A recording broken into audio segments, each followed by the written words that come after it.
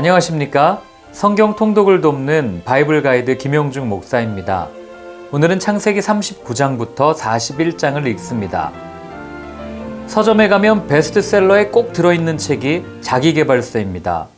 그만큼 성공에 목말라 있는 현대인들의 모습을 반영하는 것으로 보입니다. 성공 신드롬에 사로잡혀 있는 현대인들에게 오늘 본문은 무엇이 성공인가? 라는 질문에 대한 답을 우리에게 제시해 줍니다.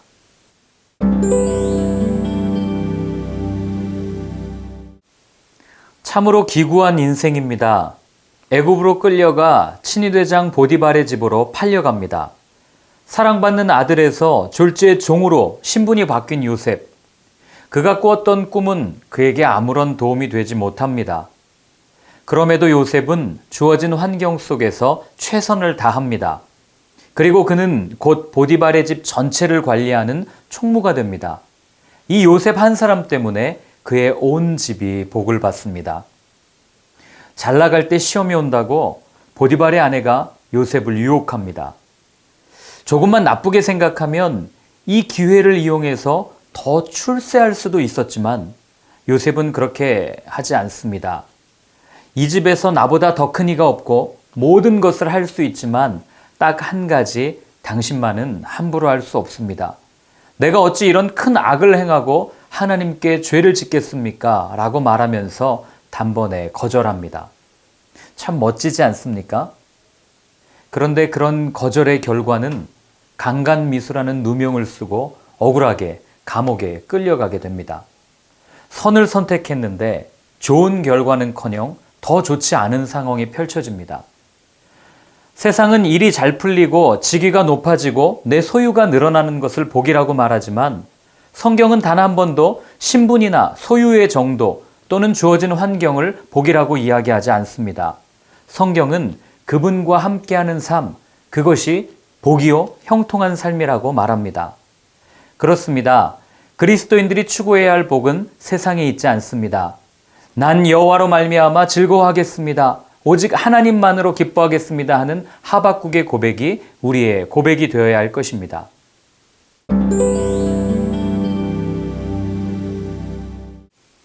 술 맡은 관원장과 떡 굽는 관원장, 이 두 사람이 왕에게 죄를 짓고 요셉이 있는 감옥에 들어옵니다. 보디발은 요셉에게 그 둘을 섬기게 합니다. 어느 날 이 두 명이 꿈을 꿉니다. 먼저 술 맡은 관원장의 꿈은 포도나무 가지가 3개 있는데 이 가지가 자라서 포도주를 만들어 왕에게 드리는 꿈을 꿉니다. 또한 떡 굽는 자의 꿈은 흰떡 광주리가 3개 머리 위에 있는데 새들이 와서 이 떡을 쪼아 먹는 꿈을 꾸었습니다. 이를 들은 요셉은 3일 후에 두 분의 운명이 결정됩니다 라고 말하면서 술 맡은 관원장은 복직될 것이고 떡 굽는 관원장은 사형될 것이다 라고 말합니다. 그리고 정말 그렇게 됩니다. 이 이야기를 읽으면서 눈여겨볼 점은 사실 고위 정치인들을 감옥에서 만났다라고 하는 것은 그들 중에 누군가 복직될 때 요셉도 회복되지 않을까 하는 기대 심리가 깔려 있다는 점입니다.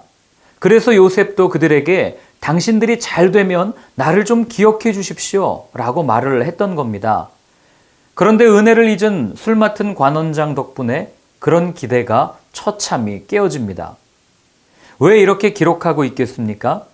그것은 절망의 한가운데서 일하시는 하나님을 보게 하기 위함입니다. 앞으로 하나님께서 그 절망 가운데 있는 요셉을 통해 어떻게 역사하시는지 기대가 되지 않으십니까?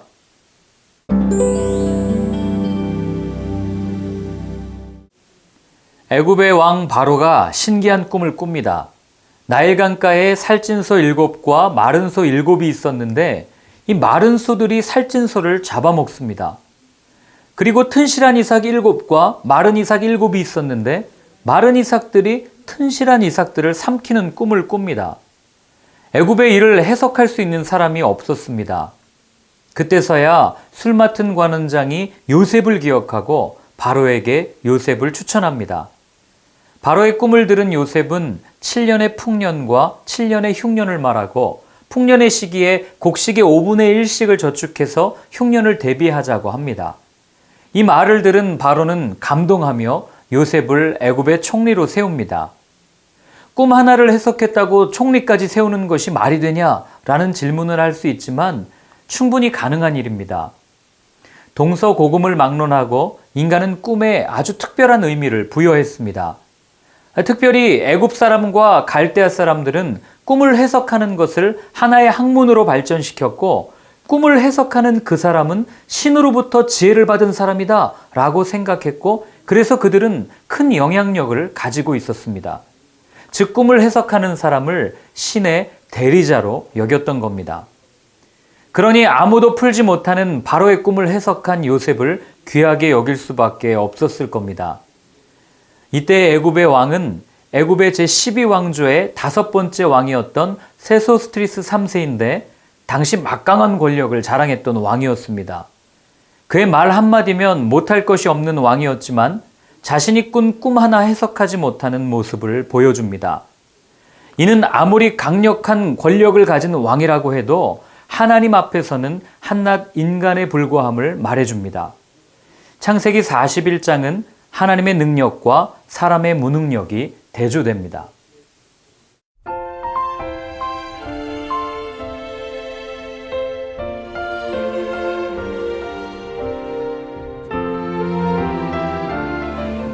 꿈을 해석한 요셉의 이야기는 무엇이 성공인가, 그리고 무엇이 복인가? 라는 두 가지 질문에 대한 답을 줍니다. 무엇이 성공입니까? 하나님과 함께하는 삶이 성공입니다. 무엇이 복입니까? 하나님 안에 머무르는 사람이 행복한 사람입니다.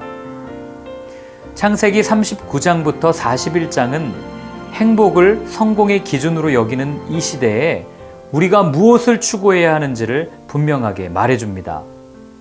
요셉의 이야기는 하나님을 붙들 때 그분이 높이실 것이라는 것을 우리에게 분명하게 말해줍니다.